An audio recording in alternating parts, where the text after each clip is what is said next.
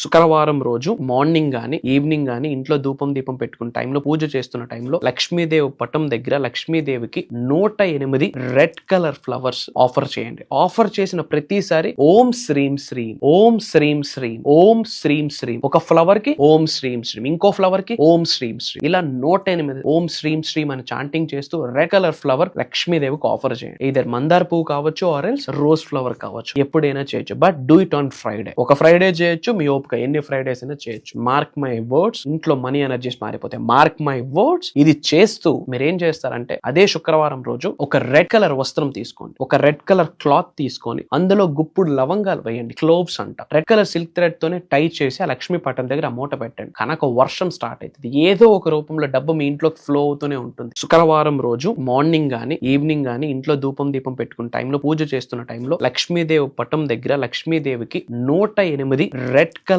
Flowers offer చేయండి. Offer చేసి